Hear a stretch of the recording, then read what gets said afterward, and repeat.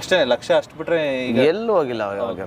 ಈಗ big boss select ಆದಾಗ ಮುಂಚೆನೆ ಹೇಳಿದ್ರ ಅಥವಾ ನಿಮಗೆ ಬಿಗ್ ಬಾಸ್ ಹೋದ್ಮೇಲೆ ಏನಾದ್ರು ಗೊತ್ತಾಯ್ತಾ? ಇಲ್ಲ ನಾವು ಕಂಡೀಷನ್ ಬೇರೆ ಇರುತ್ತೆ, ಯಾರಿಗೂ ಹೇಳಂಗಿಲ್ಲ ಅನ್ನೋ ತರದ್ದು.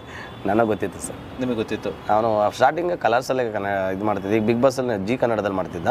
ಅದಾದ್ಮೇಲೆ ನೆಕ್ಸ್ಟ್ ಇಲ್ಲಿಗೆ ಬಂದಿದ್ದು ಬಿಗ್ ಬಾಸ್ಗೆ. ನಾವು ಒಂದ್ಸರಿ ಡಿಸ್ಕಷನ್ ಮಾಡಿದ್ವಿ, ಈ ಸರಿ ಬಿಗ್ ಬಾಸ್ಗೆ ಹೋಗ್ತೀನಿ ಕಣ್ರಿ, ನಾನು ಸ್ವಲ್ಪ ಮಾತುಕತೆ ಎಲ್ಲ ನಡೆದಿದೆ ಅಂತ. ನನಗೆ ಮಾತ್ರ ಗೊತ್ತಿತ್ತು, ಯಾರಿಗೂ ಹೇಳಕ್ಕೆ ಹೋಗ್ಬೇಡಿ ಅಂತ ನನಗೂ ಹೇಳಿದ್ದ. ನಾನು ಎಲ್ಲೂ ಸ್ಪೆಂಡ್ ಮಾಡಿರಲಿಲ್ಲ. ಹಂಗಾಗಿ ಬಿಗ್ ಬಾಸ್ ಕಂಟೆಂಟ್ ಅಂತ ಗೊತ್ತಿತ್ತು. ಓಕೆ, ಅಂದ್ರೆ ಯಾವ ಥರ ಕಾಲ್ ಮಾಡಿದ್ರು ಅಂತ ಅವ್ರಿಗೆ ಬಿಗ್ ಬಾಸ್ ಅವರು? ಮಾಮೂಲಿ ಸರ್, ಈಗ ಹೆಂಗೆ ಫೋನ್ ಮಾಡ್ತಾರೋ ಹಂಗೆ ಫೋನ್ ಮಾಡ್ತಾರೆ. ಫೋನ್ ಮಾಡಾದ್ಮೇಲೆ ಇಮಿಡಿಯೇಟ್ ಇಲ್ಲಿಂದ, ಯಾಕಂದ್ರೆ ಈಗ ನೀವು ಯಾವುದೋ ಒಂದು ಪ್ರೋಗ್ರಾಮ್ ಇವರೇ ಟ್ರೈ ಮಾಡಿದ್ದಂತದ ಅಥವಾ ಫೋನ್? ಇಲ್ಲ ಆಲ್ರೆಡಿ ಗಿಲ್ಲಿ ಮೇಲೆ ಸುಮಾರು ಚಾನಲ್ ಕಂಡು ಬಿದ್ದಿತ್ತು ಬಿಡಿ. ಯಾವುದೋ ಒಂದು ಪ್ರೋಗ್ರಾಮ್ ಮಾಡ್ಬೇಕಂತ ಹೇಳಿದ್ರೆ ಮಾಡಲೇಬೇಕು ಅಂತ ಹೇಳ್ಬಿಟ್ಟು ಆಲ್ರೆಡಿ ಬಿದ್ದಿದ್ದು. ಹಂಗಾಗಿ ಒಳ್ಳೆ ಎಂಟರ್ಟೈನ್ಮೆಂಟ್ ಒಳ್ಳೆ ಎಂಟರ್ಟೈನರ್ ಸಿಕ್ಕಿದ್ರು. ಆಮೇಲೆ ಈಗ ಜಿ ಕನ್ನಡದಲ್ಲಿ ಕೆಲಸ ಮಾಡ್ತಿದ್ದಾಗ ಈಗ ಕಾಮಿಡಿ ಕಿಲ್ಲರ್ ಆಯಿತು, ಭರ್ಜರಿ ಬ್ಯಾಚುಲರ್ಸ್ ಆಯಿತು. ಅದಾದ್ಮೇಲೆ ನೆಕ್ಸ್ಟ್ ಇನ್ನೊಂದು DKD ಪ್ರೋಗ್ರಾಮ್ ಏನೋ ಅದು ಮಾಡಿದ್ರು. ಅದಾದ್ಮೇಲೆ ಒಂದು 3 ತಿಂಗಳು 4 ತಿಂಗಳು ಕೆಲಸನೇ ಇರಲ್ಲ ಅಲ್ಲಿ, ಯಾಕಂದ್ರೆ ಬೇರೆ ಪ್ರೋಗ್ರಾಮ್ ನಡೀತಾ ಇರುತ್ತೆ.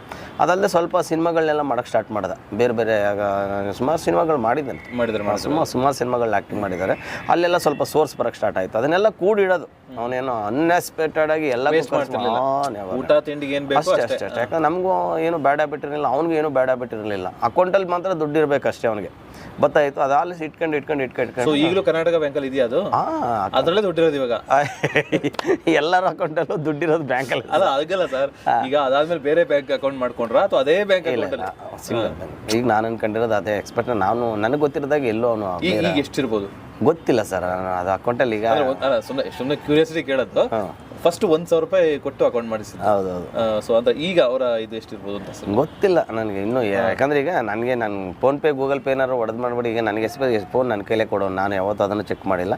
ಬಟ್ ನನ್ನ ಫೋನ್ ಕೊಟ್ಟರು ಅವ್ರು ಯಾವತ್ತು ನಮ್ಮ ಪರ್ಸ್ನಲ್ಗಳು ಚೆಕ್ ಮಾಡಲ್ಲ. ಅವ್ರು ಏನಾದ್ರು ಅಮೌಂಟ್ ಬೇಕು ಅಂತಿದ್ರೆ ಇಲ್ಲ ಅಕೌಂಟಲ್ಲಿ ಇಲ್ಲ ಕಳಿಸ್ತಾ ಇದ್ರು, ಅಷ್ಟು ಬಿಟ್ರೆ ಇನ್ಯಾವುದೂ ಇಲ್ಲ. ಅಕೌಂಟಲ್ಲಿ ಎಷ್ಟಿದೆ ಆ ಥರ ಯಾವತ್ತು ಚೆಕ್ ಬಿಗ್ ಬಾಸ್ ಅಲ್ಲೆಲ್ಲ ಎಷ್ಟು ಪೇಮೆಂಟ್ ಕೊಡ್ತಾರೆ ಅದೆಲ್ಲ ಗೊತ್ತಲ್ವಾ?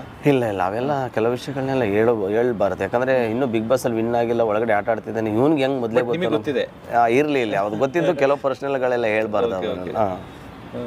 ಅಲ್ಲ ಬಟ್ ನಿಮಗೆ ಗೊತ್ತಿದೆಯಾ ಅವಲಿ? ಇಲ್ಲ ಗೊತ್ತಿದ್ದು ಅದನ್ನ ಕೇಳಕ್ಕೂ ಬಾರದು. ಕೆಲವು ವಿಷಯ ಎಷ್ಟು ಬೇಕು ಅಷ್ಟೇ ಹೇಳ್ಬೇಕು. ಅವನ ವಿಷಯ ನನ್ನ ಸ್ನೇಹಿತ ಅಂತ ಹೇಳ್ಬಿಟ್ಟು ನಾನು ಬೇರೆ ವಿಷಯಗಳೆಲ್ಲ ಮಾತಾಡ್ಬೋದು. ಕೆಲವು ಪರ್ಸನಲ್ ವಿಷಯಗಳಿರ್ತವೆ, ಅವೆಲ್ಲ ಹೋಗ್ಬೇಕಾದಾಗೆ ಅದೆಲ್ಲ ಶೇರ್ ಮಾಡಬಾರ್ದು. ಮತ್ತೆ ಸರ್ ಕಾರ್ದು ಹೆಂಗೆ ಅದೆಲ್ಲ ಹೆಂಗೆ ದುಡ್ಡು ಅನ್ಸಿದ್ರು ಅಥವಾ ಯಾರಾದರೂ ಸ್ಪಾನ್ಸರ್ ಮಾಡಿದ್ದ ಅಥವಾ ಇವ್ರು ದುಡ್ದಿದ್ದು ದುಡ್ಡೇನಾ? 25 ಲಕ್ಷ ಅಂದ್ರೆ ದೊಡ್ಡ ಅಮೌಂಟ್ ಆ್ಯಕ್ಚುಲಿ. ಇಲ್ಲ ಎಕ್ಸ್ಪ್ರೆಸ್ ಅಲ್ಲಿ ಕಾರ್ದು ಒಂದು ಕತೆ ಇದೆ. ಎಕ್ಸ್ಪ್ರೆಸ್ ಅಲ್ಲಿ ಕತೆ ಅವ್ರು ವಿನ್ ಆಗಿ ಬರಲಿ, ಆಮೇಲೆ ಮಾತಾಡಿದ್ರೆ ಚೆನ್ನಾಗಿರುತ್ತೆ. ಹೇಳಿ ಪರವಾಗಿಲ್ಲ. ಇಲ್ಲ ಇವತ್ತೆಲ್ಲ ಡ್ಯಾಮೇಜ್ ಆಗಲ್ಲ ಅಂದ್ರೆ ಹೇಳ್ಬೋದು, ತೊಂದರೆ ಇಲ್ಲ ಡ್ಯಾಮೇಜ್ ಪ್ರಶ್ನೆ ಅನ್ನೋದಲ್ಲ, ಅದರಿಂದ ಸ್ಟ್ರಗಲ್ ಇದೆ. ಸ್ಟ್ರಗಲ್ ಹೇಳಿ ಸರ್. ಕಾರ್ ತಗೊಂಡಿರೋ ಸ್ಟ್ರಗಲ್ ಇದೆಯಲ್ಲ, ಅದು ಅವ್ರನ್ನೇ ಕೇಳಬೇಕು. ಆವಾಗ ಒಂದು ಭಾವನೆ ಬರುತ್ತೆ ಅವ್ರಿಗೆ.